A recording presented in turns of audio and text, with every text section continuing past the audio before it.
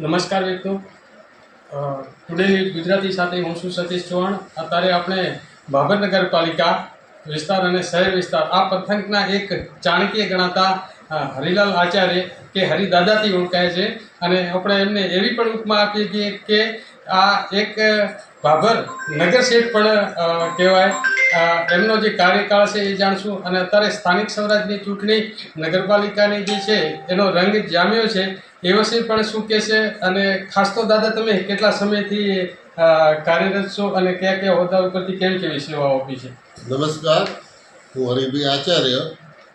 હું ભારતીય જનતા પાર્ટીમાં 2007થી જોડાયો અને 2007થી જોડાયા પછી એની પહેલાં હું કોંગ્રેસમાં હતો. તાલુકા પંચાયત તાલુકા ખરીદ વેચાણ સંઘનો ચેરમેન અને પંચાયતમાં અને નગરપાલિકામાં કોર્પોરેટર તરીકે, સેવા સહકારી મંડળીના ચેરમેન તરીકે આજે પણ ચાલું છું અને ખરીદ વેચાણ સંઘમાં 35 વર્ષ સુધી ચેરમેન તરીકે રહી અને મેં તાલુકાની સેવા કરેલી છે અને એપીએમસીમાં પણ 30થી 35 વર્ષ હું ચાલુ રહેલો છું.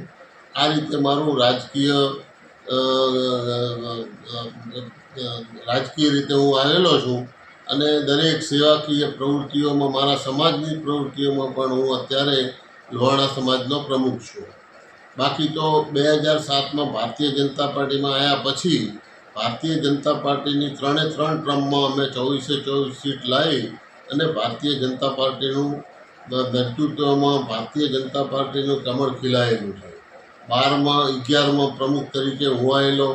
એની પછી 16માં અમારે ભાઈ શ્રી વૈકુંઠભાઈને પ્રમુખ તરીકે અમે બેસાડેલા અને એની પછી આ ચાલુ ટર્મમાં મારો બાબો પ્રમુખ તરીકે હતો. વિકાસના કામોની વાત કરીએ તો ભાભર 25 વર્ષ પહેલાં જે હતું એ ભાભરને આજના ભાભરમાં જે લોકો સુરતથી કે મુંબઈથી આવે છે એ લોકો એમ જ કહે છે કે આ ભાભર ક્યાં હતું ને આજનું ભાભર ક્યાં છે. અત્યારે રોડ, રસ્તા, ગલીએ ગલીએ પાણી, ગટર, સ્ટ્રોમ ડ્રેનેજનું કામ, અમારું ખાડીઓ કે જે 50 વર્ષ જૂનું ખાડીઓ હતું એ ખાડીયા અમારી પાસે જમીન એક કશું પણ પંચાયત પાસે સરકારી જમીન નહોતી. હું પ્રમુખ તરીકે આવ્યો ત્યારે નગરપાલિકા ભવન મામલતદાર ઓફિસ પાસે 3 કિલોમીટર દૂર મંજૂર થયેલું. મેં આવી અને તરત જ આને સ્ટોપ કરી અને નગરજનો સાથે વાર્તાલાપ કરી નગરજનોએ મને 21 લાખ રૂપિયાનું જેસીબી લાવી આપેલું અને જેસીબી લાવી અને આ ખાડિયાનું પૂરણ કર્યું. લોકો પૂરણ કર્યા પછી અંદરના દબાણો જે હતા રસ્તાઓ ખુલ્લો કરવાના એ દબાણો પણ 50 વર્ષના ખુલ્લા કરાવી અને અત્યારે આ ખાડિયાની અંદર નગરપાલિકા ભવન, કોમ્યુનિટી હોલ, શાક માર્કેટ, ગાર્ડન આવી અનેક સુવિધાઓ આની અંદર કરવામાં આવી છે. એ જ રીતે નગરની અંદર પણ હાલે ભાભરની કોઈ પણ ગલી એવી નહીં હોય કે જ્યાં ક્યાંય સીસી રોડ નહીં હોય. બાકી ભ્રષ્ટાચારની વાત કરે તો ભાભરની નગરપાલિકા એક એવી છે કે ગુજરાતમાં કોઈ નગરપાલિકામાં બબાલ તાંધળ સભ્યોને થયા વગરની નહીં રહી હોય. ભાભર નગરપાલિકામાં રેકોર્ડ છે કે આજ સુધી કોઈ ઠરાવ બહુમતીએ નહીં સર્વાનુમતે ઠરાવો અને તમામ સભ્યો, કોર્પોરેટરોને જે કંઈ વિકાસના કામો હોય એનાથી સંતોષવામાં આવે છે. આવી નગરપાલિકાનો વહીવટ ચાલે છે. ભ્રષ્ટાચારની તો વાત અહીંયા રહી, પણ અમે જ્યારે પ્રમુખ તરીકે વહીવટ કર્યો ત્યારે એક ભથ્થાનું બિલ પણ, વાઉચર પણ બનાવીને લીધેલી નથી.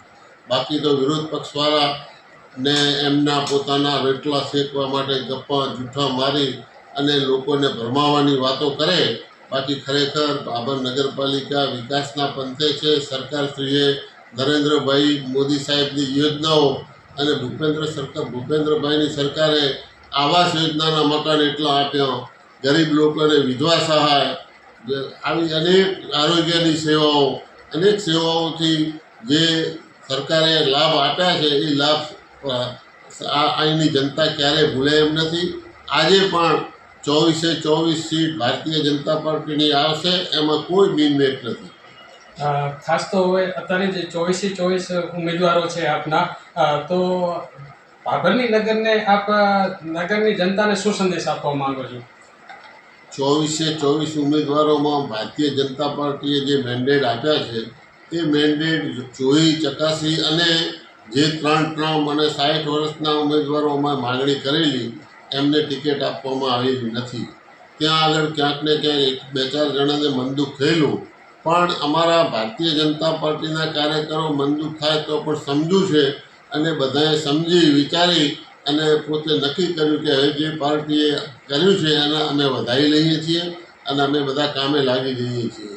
અને જે ટિકિટો આપી છે એ પણ બધા વફાદાર અને પાર્ટીના સનિષ્ઠ કાર્યકરો છે. એટલે અમે આ બાબતે કોઈ ભ્રષ્ટાચારની કે કોઈ એવી વાત નથી, અને પાર્ટીએ ટિકિટ આપી એ પણ બહુ સમજી સોચીને આપી છે.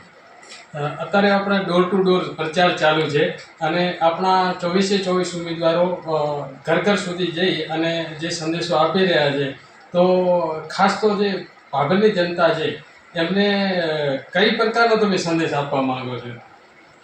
ભાભરની નગરજનોને અમારા જે કોર્પોરેટરો છે એ વિકાસની વાતો કરે છે, પરંતુ જે બાકી રહી ગયેલો વિકાસ છે, માની લો કે જીઆઈડીસી છે કે પછી રેસ્ટ હાઉસ, સરકારી રેસ્ટ હાઉસ જે જર્જરિત છે એ, પછી મામલતદાર ઓફિસનો રોડ, આવા અનેક 4-5 કામો મુખ્ય છે. એ કામોની માગણી સરકાર પાસે કરી છે અને નગરજનોને પણ અમે આ બાબતે વાકેફ કર્યા છે કે જે કંઈ બાકી રહેતા આપણે વિકાસના કામો હશે એ તાત્કાલિક આપણી બોડી આવ્યા પછી એમાં સરકાર આપણને આપશે એવી તમને ખાતરી આપી. આ હતા આપણે હરિલાલ દાદા, જેમણે ખાતરી આપી છે કે ભાભરનગરને જે પ્રજાઓ છે, જેના પાયાના પ્રશ્નો છે, જેનો તાત્કાલિક ધોરણે સોલ્યુશન લાવશે, જેની રજૂઆતો પણ થઈ ગઈ છે, જીઆરડીસી છે કે અન્ય રોડ રસ્તાની બાબત છે કે અન્ય જે યોજનાઓ છે ગવર્મેન્ટની અઢળક યોજનાઓ ચાલી રહી છે, એમાં પૂરી ખાતરી સાથે આ હતા આપણે નગર શેઠ ગણીએ એવા હરિલાલ દાદા. ટુડે ન્યૂઝ સાથે સતીશ ચૌહાણ. જય હિન્દ.